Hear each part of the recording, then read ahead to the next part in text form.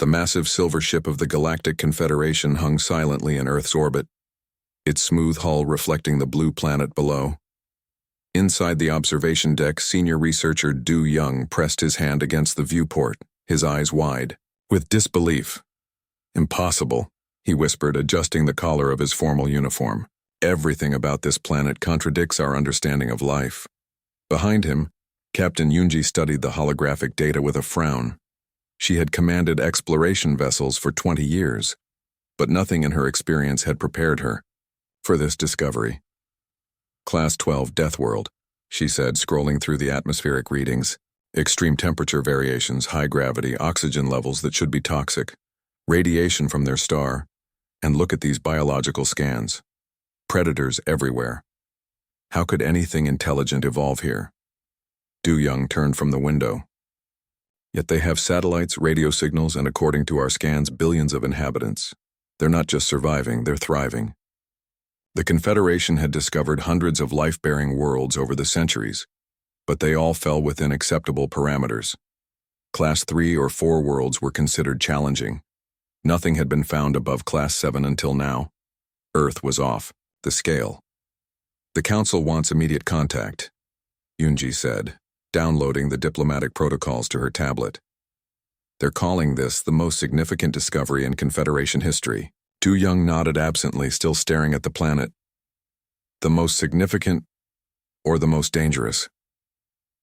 3 days later, their shuttle descended through Earth's atmosphere. Du Young and the science team wore environmental suits despite the ship's filters, standard procedure for unknown biospheres. The landing coordinates had been carefully selected, a remote area in what the natives called Wyoming, far from population centers but accessible to their government representatives. As the shuttle touched down on the grassy field, Du Young's instruments began registering warnings. Radiation levels from the nearby star were dangerously high. The gravity pulled uncomfortably at his limbs. Even through his suit, he could feel the pressure changes in the wild temperature swings as clouds passed overhead. "How do they live like this?" whispered Jin Wu, the junior biologist. "I feel like I'm being crushed." "They don't just live," Du Young replied, pointing to the approaching vehicles. "They built a civilization in these conditions." The human delegation arrived in what the translation software identified as jeeps and helicopters, crude but effective transportation. The visitors watched in fascination as the vehicles stopped and the humans emerged, completely unprotected in the open air. "They're not wearing environmental suits," Jinwoo gasped. "They're breathing the raw atmosphere." Du Young had expected small, dense creatures, the usual evolutionary response to high gravity. Instead, these humans stood tall, their bodies seemingly unbothered by the crushing gravity that strained the visitors' muscles even through their support suits. The lead human stepped forward, a middle-aged woman with an air of authority. She wore a simple uniform with insignia that the translation software couldn't identify. "Welcome to Earth," she said, her voice translated through their earpieces. "I'm Director Yoon of the International Contact Initiative. We've been watching your ship since it entered our solar system." Du Young stepped forward, his suit whirring as the servos assisted his movement. "I am Senior Researcher Du Young of the Galactic Confederation. This is Captain Yunji, commander of our vessel." Director Yoon's eyes widened slightly at their appearance. The first hint that humans found them as strange as they found the humans. "Are the environmental suits necessary?" she asked, gesturing at their protective gear. "Our atmospheric analysis indicated our air should be breathable for most carbon-based life forms." Yunji adjusted her translator. "Your atmosphere contains oxygen levels we consider toxic. The radiation from your sun would cause severe cellular damage to our kind within hours of exposure. And the gravitational pull of your planet is nearly twice what we consider habitable." For the first time, Director Yoon looked genuinely surprised. "You mean, Earth is dangerous to you?" The human delegation exchanged glances, some with looks of concern, others with barely concealed amusement. "Perhaps we should continue this conversation inside," offered Director Yoon, pointing to a nearby building. "We've prepared a facility for this meeting. We can adjust the environmental controls if that would make you more comfortable." As they walked toward the building, Du Young noticed something moving in the nearby grass. A small creature, an insect, according to his scanner, flew directly toward the group. Before he could react, it landed on Director Yoon's arm and bit her. Du Young froze, expecting alarm, medical emergency protocols, perhaps even collapse. Instead, Director Yoon simply slapped the creature, crushing it with her bare hand. Then, wiped the remains on her pants and continued walking as if nothing had happened. "Did you see that?" Jinwoo whispered over their private channel. "It injected venom into her bloodstream. Our scans registered it, and she just ignored it." Do Young nodded slowly. "These humans, they're not just surviving on a death world, they're completely adapted to it. What kind of evolutionary pressure creates a species that casually shrugs off venomous attacks?" As they entered the meeting facility, Captain Yoonji's voice came through on the private channel. "Du Young, the Council needs to know everything about these humans. If they can thrive here, imagine what they could do elsewhere in the galaxy." Du Young looked back at the humans, now chatting casually among themselves, completely unaware that they had just been classified as the most remarkable and potentially terrifying species the Confederation had ever encountered. "First contact, protocols just became more complicated," he replied quietly. "We're not dealing with fragile newcomers to the galactic community. We're dealing with creatures who evolved in conditions that would kill most sentient species. And they think this is normal." "They did what?"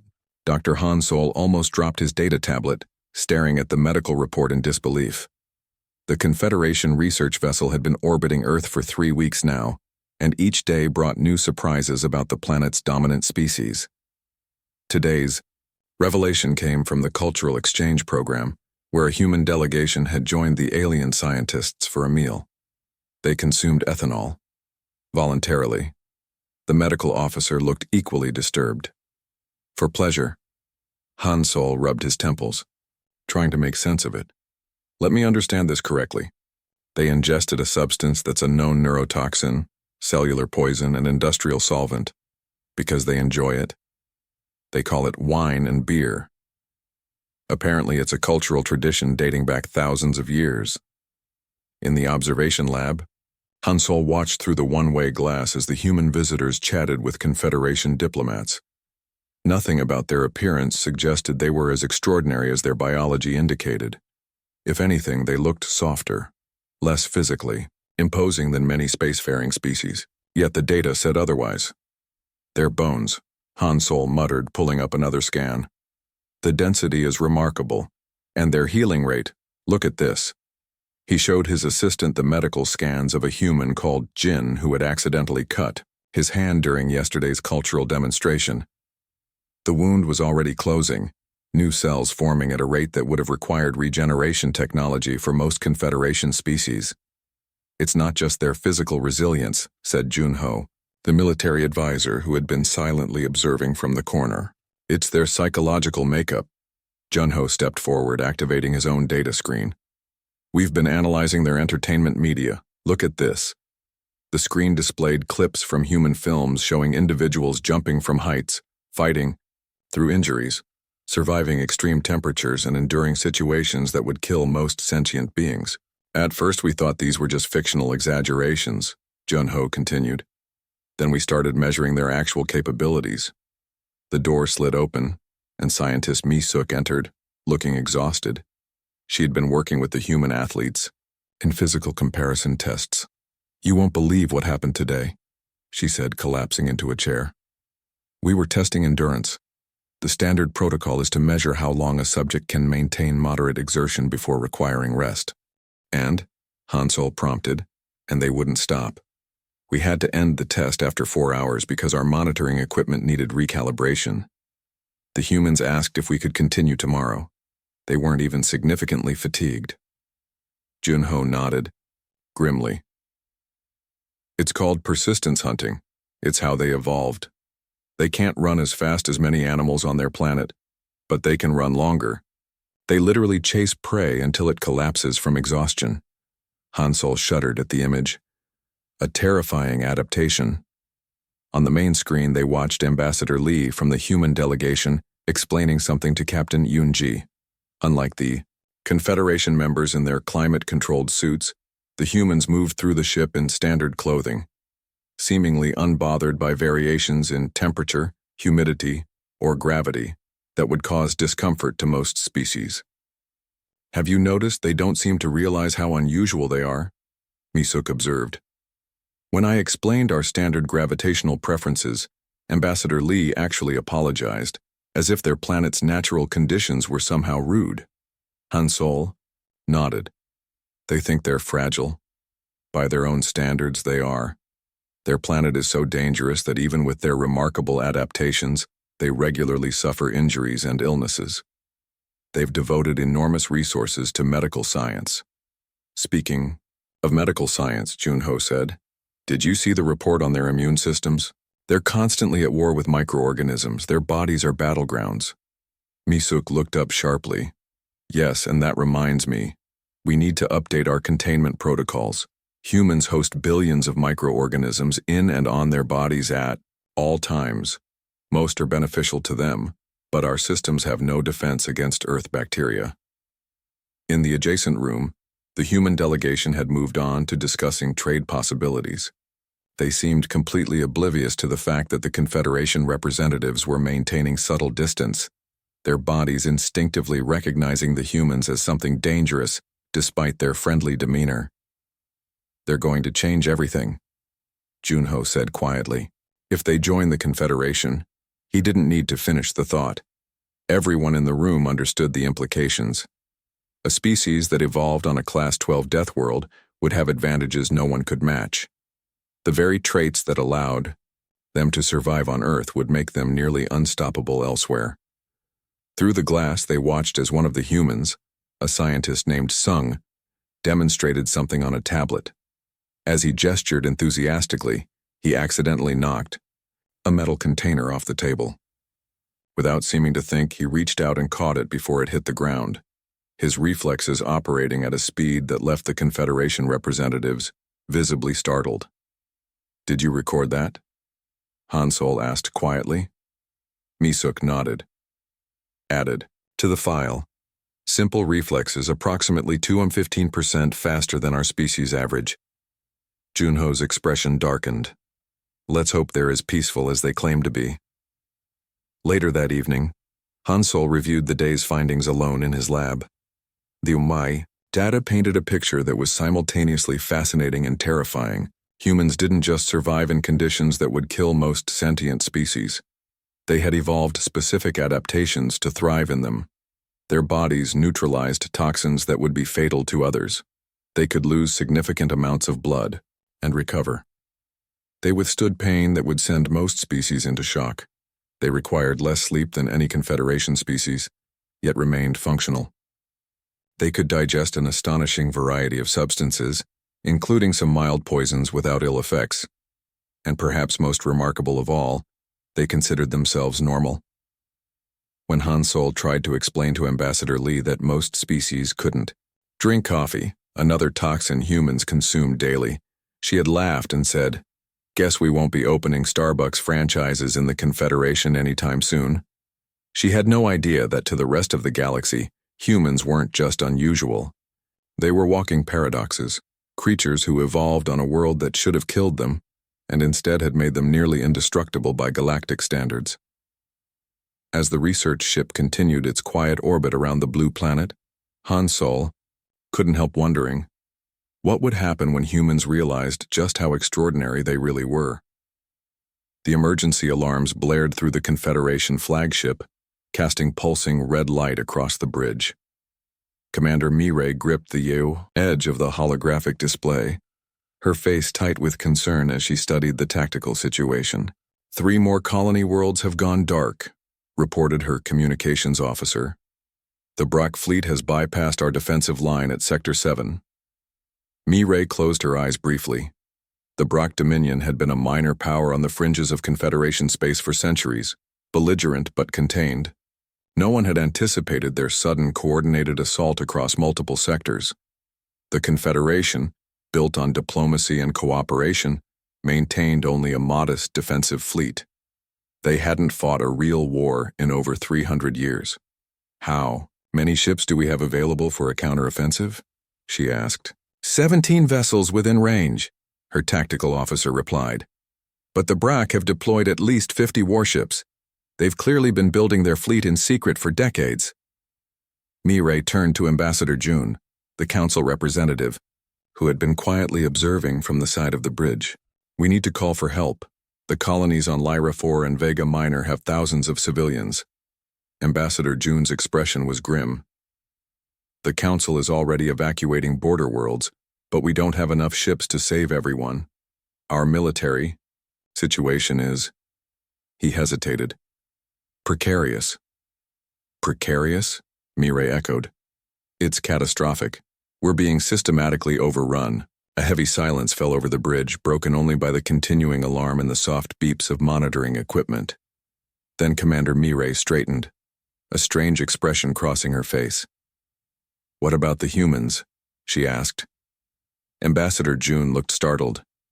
Earth? They're not members of the Confederation. They don't even have proper FTL technology yet. But they know how to fight, Mireille insisted. We've spent months studying them. Their entire history is filled with warfare. They understand combat in ways we've forgotten. They're primitives, protested the tactical officer. Their ships couldn't stand against BRAC cruisers. Mireille activated the central display.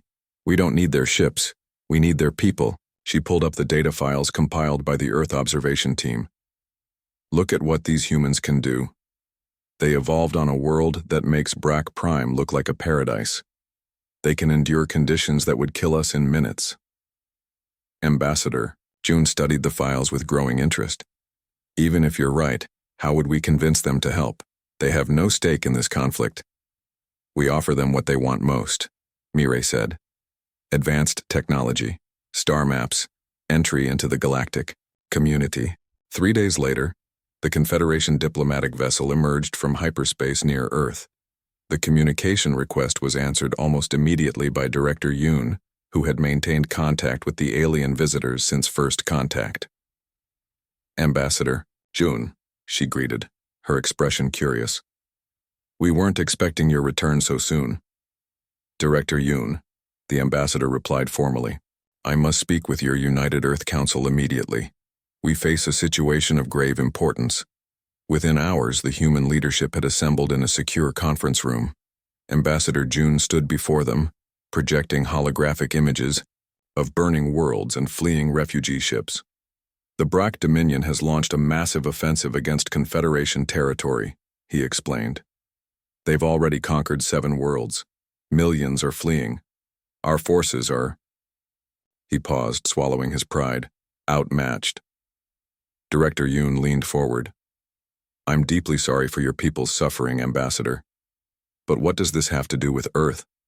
We're not even members of your Confederation. We need your help, Ambassador June said simply. We need soldiers who know how to fight. A ripple of surprise passed through the human council members. Let me understand, said General Kang, head of Earth's United Defense Forces. Your civilization spans hundreds of worlds, possesses technology centuries beyond ours, and you're asking us for military assistance? Yes, Ambassador June replied. The Confederation has been at peace for so long that we've lost the skills of warfare. Our species aren't adapted for combat. Most of us evolved on worlds with few predators or environmental challenges. He activated another hologram, showing Confederation soldiers in exoskeletal battle armor. Our troops require extensive support, systems just to operate in battlefield conditions. And even then, they cannot match the natural abilities of humans. General Kang exchanged glances with the other council members. What exactly are you proposing? A joint operation, replied Commander Mireille, stepping forward. We provide the ships and technology. You provide combat specialists who can help us counter the BRAC advance. Director Yoon frowned. You're asking us to send our people to fight, and possibly die in an alien war. Yes, Mireille acknowledged. But in return, we offer Earth full membership in the Confederation, with all the benefits that entails. Medical technology that could end disease on your world. Clean energy solutions. Faster than light travel. The Human Council fell silent, contemplating the offer. "There's something you should understand," General Kang said finally. "If we agree to this, our soldiers will expect to fight according to human methods. We won't be passive advisors." "That's exactly what we need," Mireille replied. 2 weeks later, Colonel Song stood in the loading bay of the Confederation cruiser Celestial Harmony, watching as his Special Forces team boarded. 50 of Earth's best combat veterans, selected from military forces around the world, each bringing specialized skills and experience. "Remember," he told them as they gathered for a final briefing, "we're not just fighting for Earth's place among the stars. We're fighting for people who can't fight for themselves." Lieutenant Jisoo, his second-in-command, adjusted her new combat gear, a hybrid of human design and Confederation technology. "Still can't believe they're this helpless," she said quietly. "How do you build an empire spanning hundreds of worlds without knowing how to defend it?" Colonel Song shrugged. "Different evolutionary paths. They never needed to fight like we did. Their worlds were gentle. Ours—" He smiled grimly. "Ours taught us to be warriors." Commander Mireille approached, still maintaining a subtle distance from the humans that she couldn't entirely overcome. Even after weeks of collaboration, the instinctive caution remained. "The Brack have seized another colony," she informed them. "Nix 7. It's a strategic position controlling access to 3 core systems. If we can reclaim it, we might be able to slow their advance." "Then Nix 7 is our target," Colonel Song replied. "Brief us on the conditions." Mireille activated her tablet. "High radiation levels from the nearby nebula, toxic atmosphere, gravity approximately 1.3 of Earth standard." She expected concern. Instead, she saw smiles spreading among the human soldiers. "Sounds like home field advantage to me," Lieutenant Jisoo said, checking her weapon. "When do we leave?" As the Confederation ship prepared to jump to hyperspace, Commander Mireille couldn't help wondering if they had made the right decision.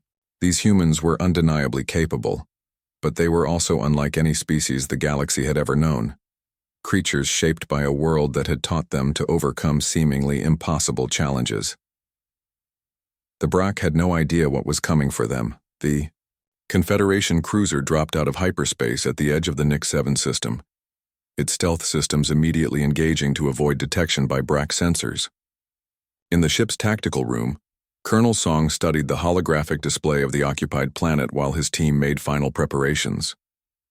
"Their main base is here," Commander Mireille explained, highlighting a complex of structures near a mountain range. "They've turned the colony's primary mining facility into their command center. Our intelligence suggests approximately 300 Brack soldiers." Lieutenant Jisoo raised an eyebrow. 300? That's all?" "The Brack are physically formidable," Mireille replied. "Each stands nearly 2 meters tall and weighs twice what a human does. Their exoskeletons can withstand conventional weapons fire." Colonel Song nodded thoughtfully. "And Confederation troops?" Mireille's expression tightened. "We lost a full battalion trying to retake the planet last week. 87 soldiers. The survivors retreated when their environmental systems began failing in the harsh conditions." The human team exchanged glances. They had spent the journey studying Confederation battle tactics and were not impressed. The aliens fought like they were afraid of getting hurt, because they were. Their bodies simply couldn't take the punishment that human soldiers routinely endured. "Tell me about these harsh conditions," Colonel Song said, bringing the conversation back to the mission. Mireille adjusted the display. "Nix 7 has a thin atmosphere with high concentrations of chlorine compounds. The nearby nebula bathes the surface in radiation, and there's a constant electrical storm system over the northern hemisphere where the base is located." She looked up, expecting concern. Instead, she saw the humans looking more confident. "Perfect," said Sergeant Hyun, the team's demolitions expert. "The storms will provide cover for our approach." Mireille stared at him. "You don't understand. The radiation levels are nearly twice what's considered safe for human exposure." "For how long?" asked Lieutenant Jisoo. "What? How long can we be exposed before suffering permanent damage?" Mireille consulted her datapad. "According to our models of human physiology, approximately 6 hours." Colonel Song smiled. The mission timeline is 4 hours. We'll be fine. 2 hours later, 3 Confederation dropships skimmed low over Nix 7's rocky surface, flying through a raging electrical storm that scrambled Brock sensors. Inside the lead ship, Colonel Song's team performed final equipment checks. Unlike the Confederation soldiers accompanying them, sealed in full environmental suits with external breathing apparatus, the humans wore only lightweight tactical gear and compact breathing masks that covered the lower half of their faces. "Are you certain you don't want proper protection?" asked the Confederation pilot, eyeing the humans nervously. "The outside conditions are—" "We're good," Lieutenant Jisoo interrupted. "The less bulk, the better we move." The dropships touched, down 3 kilometers from the target, using a canyon for cover.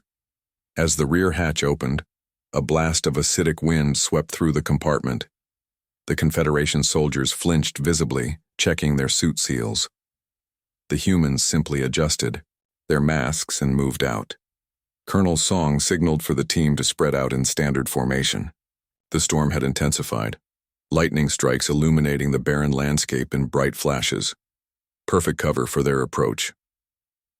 "How are your people even standing in this?" the Confederation commander asked through the comm link. "The gravity here is 30% stronger than Earth standard." Colonel Song shrugged as he jogged forward. "We train in variable gravity conditions. It's not that bad." They reached the perimeter of the Brock base within 40 minutes, covering ground at a pace that left their Confederation allies struggling to keep up. Colonel Song surveyed the facility through enhanced binoculars. "Security looks minimal," he reported. "They're not expecting an attack in these conditions." Sergeant Hyun grinned. "Would you be? Look at your guys." He nodded toward the Confederation soldiers who were already showing signs of strain despite their environmental suits. One was leaning against a rock formation, diagnostic lights on his suit blinking amber warnings. "We need to split up, Colonel," Song decided. "Jisoo, take Team 2 around to the east entrance. Hyun, you're with me on the main approach. Confederation forces will secure our exit route." The alien commander looked relieved at not having to enter the facility. "We'll maintain position and keep the evacuation route clear." The human strike teams moved out, navigating the rocky terrain with practiced ease. As they approached the base, Sergeant Hyun's radiation detector began beeping softly. "Radiation's climbing," he noted. "We're entering a hot zone." Colonel Song nodded. "Stay under 4 hours and we'll be within acceptable exposure limits." They reached the outer wall of the facility without detection. The storm had intensified, sheets of acidic rain now falling from the churning clouds. Sergeant Hyun placed breaching charges at a maintenance access point, and moments later they were inside. The interior of the base was warmer but no less hostile. Emergency lighting cast an eerie red glow throughout the corridors. The team moved, silently, encountering their first Brock patrol at an intersection. The aliens were imposing, tall, broad-shouldered figures with chitinous plates covering vital areas of their bodies. They carried energy weapons that the Confederation forces had warned could disintegrate standard armor. Colonel Song signaled his team. 3 silenced shots later, the patrol was down. "First contact successful," he reported quietly into his comm. "Proceeding to Central Control." Lieutenant Jisoo's voice came through the link. "East team in position, we've identified the power core. Ready to place charges on your mark." The plan was simple. Jisoo's team would sabotage the base's power systems while Colonel Song's group secured the command center and retrieved critical intelligence on Brock fleet movements. As they moved deeper into the facility, resistance increased. Twice they were forced into firefights in narrow corridors, the sound of gunfire echoing through the metal hallways. What surprised Colonel Song was how the Brock fought, aggressively but predictably, as if they had never faced an enemy that could match their physical capabilities. They reached the command center after 20 minutes of steady progress. The doors were sealed, but Sergeant Hyun made quick work of the locking mechanism. Inside, a dozen Brock officers turned in surprise as the humans stormed the room. The battle was brief but intense. 2 human soldiers took hits from Brock energy weapons, injuries that would have killed Confederation troops instantly. Instead, despite obvious pain, they continued fighting, one even managing to take down a BRAC commander while bleeding from a severe chest wound. "Control room secured," Colonel Song reported, administering emergency medical treatment to his injured men. "Downloading BRAC tactical data now." Lieutenant Jisoo's voice came through with static interference. "We have a problem. The power core is more heavily guarded than intelligence suggested. We're pinned down in Section 8. Colonel Song checked his tactical display. "Hold position. We're coming to you." He turned to Sergeant Hyun. "Complete the download. I'm taking 4 men to support Team 2. As they raced through the corridors, alarm klaxons began blaring throughout the facility. The BRAC had finally realized they were under attack. Colonel Song's team encountered increasingly stiff resistance, forced to use alternate routes through maintenance shafts and ventilation systems. "The radiation levels are spiking in your area," warned the Confederation commander through the comm. "You need to evacuate immediately." Colonel Song checked his detector. The readings were indeed climbing rapidly. They had perhaps 30 minutes before reaching dangerous exposure levels. "Understood," he replied. "But we're not leaving without..." Team 2. They found Lieutenant Jisoo's squad engaged in a standoff with a large BRAC security detail outside the power core. Energy weapons fire scorched the walls around them as they maintained position behind makeshift barricades. Colonel Song assessed the situation quickly. "We can't break through their position with a frontal assault." Lieutenant Jisoo pointed to a maintenance hatch on the ceiling. "That leads to the environmental control room. If we can get there, we might be able to give ourselves an advantage." Colonel Song nodded. "What kind of advantage?" Jisoo smiled grimly. "The kind only we can survive." 5 minutes later, Colonel Song and Lieutenant Jisoo emerged in the environmental control room. Working quickly, Jisoo overrode the safety protocols on the atmospheric system, venting all sealed oxygen and replacing with exterior atmosphere in Section 8 in 3, 2, 1. Alarms blared as toxic air from the planet's surface flooded into the corridor where the BRAC forces were positioned. Through the security cameras, they watched as the aliens began gasping and collapsing, their respiratory systems unable to process the chlorine-heavy mixture. "Now," Colonel Song ordered, and both teams converged on the power core. With the BRAC defenders incapacitated, they placed charges quickly and began their retreat. The radiation warnings were now constant, their detectors showing levels approaching critical thresholds. "All teams fall back to extraction point," Colonel Song ordered as they fought their way back through the facility. "Mission accomplished." As they emerged from the base into the raging storm outside, the Confederation commander stared at them in disbelief. "Your people just spent nearly an hour in radiation that should have killed you," he said, his voice filled with a mixture of awe and horror. "And you're still fighting." Colonel Song simply nodded as he helped one of his wounded men toward the waiting dropships. Behind them, a series of explosions rocked the BRAC facility, fulfilling the mission objectives perfectly. "That's what humans do," he said simply. "We endure." The Grand Hall of the Confederation Council was packed to capacity. Representatives from over 300 worlds filled the tiered seats, their quiet murmurs creating a constant background hum. At the center of the chamber stood Ambassador Lee, the first official human representative to address the full council.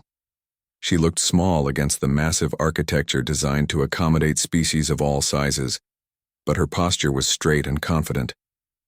6 months had passed since Operation Deathworld and everything had changed. "The treaty before you today," Ambassador Lee said, her voice carried clearly by the chamber's acoustic system, "represents more than just an alliance. It represents a new understanding between our worlds." In the front row, Counselor Tae-jin of the Iridian Collective leaned forward. "Ambassador Lee, while we appreciate Earth's assistance during the BRAC conflict, many council members remain concerned about incorporating a species with your particular evolutionary traits." A diplomatic way of saying many were terrified of humans. The Nix-7 operation had become legendary throughout the Confederation. Video footage of humans fighting through radiation zones, enduring injuries that would have killed most species, and using the hostile environment itself as a weapon had spread across the galactic networks. Ambassador Lee smiled. "I understand those concerns, Counselor. But I would ask you to consider not just what humans can endure, but what that endurance means for our perspective on life. She activated the central hologram, displaying Earth in all its blue and green beauty. Our homeworld shaped us to be survivors, yes, but also inventors, explorers, and dreamers. The same evolutionary pressure that made us physically resilient also gave us a unique ability to adapt our thinking, to find solutions where others might see only obstacles. In the back of the chamber, Dr. Du Young watched with interest. His paper, Evolutionary Pressure and Adaptive Resilience, the Terran Model, had caused a sensation in the scientific community. It proposed a complete reframing of how the Confederation viewed species development, suggesting that the comfortable, low-stress environments of most member worlds had limited their potential in unexpected ways. The BRAC believed they were the strongest military force in the galaxy, Ambassador Lee continued. Their mistake was defining strength too narrowly. True strength isn't just about physical power or advanced technology. It's about perspective. She gestured to Colonel Song, who stood at attention near the chamber entrance. His quiet presence had made several council members noticeably uncomfortable. Colonel Song and his team didn't succeed on Nix 7 because they were physically superior to the BRAC. They succeeded because they approached problems differently. When faced with overwhelming opposition, they adapted. When confronted with hostile conditions, they used those conditions to their advantage. The murmurs in the chamber grew louder. Many representatives were nodding slowly, beginning to understand. Earth's history is filled with conflicts, Ambassador Lee acknowledged. We don't hide from that truth. But each conflict taught us something. Each challenge forced us to grow, to innovate, to become better than we were before. In the middle, Rose, Commander Mireille watched with a mix of emotions. Since returning from Nix 7, she had been working closely with human military advisors, redesigning Confederation defense protocols from the ground up. The experience had been humbling but transformative. What Earth offers the Confederation isn't just military strength, Ambassador Lee continued. It's resilience, adaptability, a new way of seeing the universe. And in return, we hope to learn from your wisdom, your technology, and your perspectives. The council chamber had grown quiet. Even the most skeptical representatives were listening intently now. The designation of Earth as a special evolutionary zone in this treaty acknowledges our unique development path, Ambassador Lee said. But it also recognizes that diversity, true diversity, is about more than physical appearance or cultural practices. It's about different ways of solving problems, different ways of surviving. High Counselor Jun stood, signaling his intention to speak. As the most senior member of the council, his opinion carried enormous weight. Ambassador Lee, he said, his voice deep and resonant. When the BRAC invaded our worlds, the Confederation faced extinction. Our peaceful civilization had forgotten how to defend itself. We had grown comfortable, perhaps complacent. He looked around the chamber. The humans reminded us of something important, that the universe is not always kind, that strength and resilience are virtues, not flaws. Their methods may have shocked us, but they saved countless lives. A murmur of agreement rippled through the assembly. I move that we accept Earth's application for membership, High Counselor Jun declared, not as a protected species, but as equals and teachers. The vote was overwhelmingly in favor, with only a handful of abstentions. As the session concluded, Ambassador Lee found herself surrounded by curious representatives, all eager to speak with her. Is it true, asked a delegate from a low-gravity world, that human children play games where they deliberately fall down? Ambassador, Lee laughed. Yes, we call it roughhousing. It's how they learn their physical limits and build confidence in their bodies. The delegate looked both horrified and fascinated. On my world, a fall from standing height can break bones. Your children do this for fun? Different evolutionary paths, Ambassador Lee explained gently. Later that evening, at the formal reception celebrating Earth's membership, Dr. Du Young found himself in conversation with Colonel Song. I've been meaning to ask you something, Du Young said, offering the human a glass of water. During the mission on Nix 7, when you realized the radiation levels were approaching lethal limits, were you afraid? Colonel Song considered the question carefully. Not afraid exactly. Aware of the danger, certainly. But we trained to push past fear, to function despite it. That's what fascinates me, Du Young admitted. Most species have overwhelming self-preservation instincts. The idea of deliberately entering a radiation zone. He shook his head. It defies evolutionary logic. Does it? Colonel Song asked. Humans evolved in an environment where individual survival sometimes had to be risked for group survival. We call it courage, choosing to face danger for a greater purpose. Across the room, Commander Mireille was demonstrating modified combat techniques to a group of Confederation military officers. The human approach to physical training had already begun transforming their defensive capabilities. I believe we're witnessing the beginning of something extraordinary, Du Young said. A true exchange of evolutionary advantages. Your physical resilience and adaptability combined with our technological advancement and peaceful philosophies. Colonel, Song nodded thoughtfully. Earth taught humans to be warriors when necessary. Perhaps the Confederation can teach us when it's time to put those weapons down. The celebration continued late into the night. Throughout the vast Confederation capital, news of Earth's membership spread. On hundreds of worlds, beings of all forms contemplated what it meant to welcome these strange, resilient creatures into their community. In the diplomatic quarter, construction had already begun on Earth's permanent embassy, a structure designed to accommodate both human needs and the curiosity of other species. Educational programs were being developed to prepare Confederation citizens for increased contact with humans, while on Earth, similar programs introduced humans to the incredible diversity of galactic life. Ambassador Lee stood on a balcony overlooking the capital's glittering skyline, contemplating the future. A species that had evolved on a world classified as uninhabitable had found its place among the stars. The journey had been unlikely, even impossible by conventional standards. But then, defying impossible odds was what humans did best.